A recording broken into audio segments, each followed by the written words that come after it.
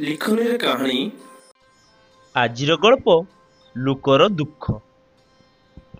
ଜଣେ ଦରିଦ୍ର ବ୍ୟକ୍ତି ଥାଏ, ତାର ପଡ଼ୋଶୀ ଥାଏ ବହୁତ ଧନୀ। ସେଥିପାଇଁ ତା ମନରେ ଭାରି ଈର୍ଷା ଓ ଦୁଃଖ।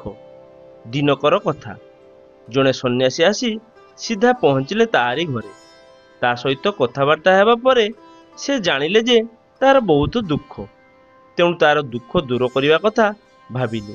ସନ୍ନ୍ୟାସୀ ଥିଲେ ସିଦ୍ଧ ପୁରୁଷ, ତେଣୁ ସେ ବର ଦେବେ ବୋଲି ଜାଣି ଲୋକଟି ସାଙ୍ଗେ ସାଙ୍ଗେ କହିଲା, ଆଜ୍ଞା, ମୁଁ ଭାରି ଗରିବ, ମତେ ଅକଳନ୍ତି ଧନ ସମ୍ପଦ ଦିଅ। ସାଧୁ କହିଲେ, ତାହା ହେବ।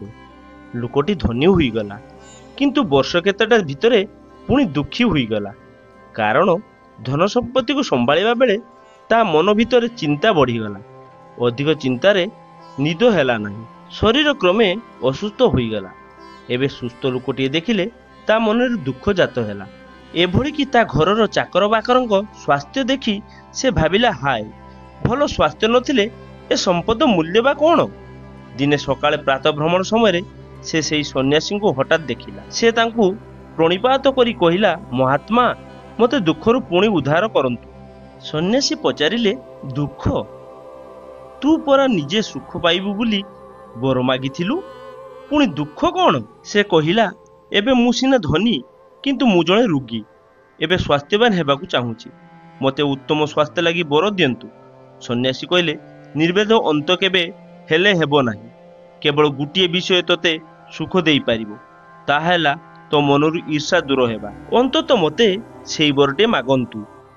ଦର୍ଶକ ବନ୍ଧୁ, କ୍ଷୁଦ୍ର ଗଳ୍ପ ସାହାଯ୍ୟରେ ଆପଣମାନଙ୍କୁ ଏଣ୍ଟରଟେନମେଣ୍ଟ କରିବା ଏହା ମୋର ଛୋଟିଆ ପ୍ରୟାସ। ଯଦି କୌଣସି ଉଚ୍ଚାରଣରେ ଭୁଲ ଥାଏ ତାହେଲେ ମୋତେ କ୍ଷମା କରିଦେବେ।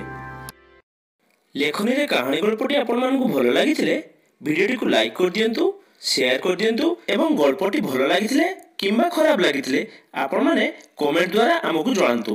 ଆପଣମାନଙ୍କର କମେଣ୍ଟ ଆମ ପାଇଁ ବହୁତ ଗୁରୁତ୍ୱପୂର୍ଣ୍ଣ। ଦର୍ଶକ ବନ୍ଧୁ, ଏମିତି ଭଲ ଭଲ ଗଳ୍ପ ଶୁଣିବାକୁ ଚାହୁଁଥିଲେ ଚ୍ୟାନେଲଟିକୁ ସବସ୍କ୍ରାଇବ କରିଦିଅନ୍ତୁ ଏବଂ ପାଖରେ ଥିବା ବେଲ୍ ଆଇକନଟିକୁ ଦବାଇ ଦିଅନ୍ତୁ, ଯାହାଫଳରେ ଭିଡ଼ିଓର ପ୍ରଥମ ନୋଟିଫିକେସନ ଆପଣ ପାଇପାରିବେ। ଦର୍ଶକ ବନ୍ଧୁ, ପୁଣି ଆଉ ଥରେ ଦେଖା ହେବ ଲେଖନୀର କାହାଣୀରେ ଆଉ ଗୋଟେ ଅଧ୍ୟାୟରେ। ସେ ପର୍ଯ୍ୟନ୍ତ ରହୁଛି, ନମସ୍କାର।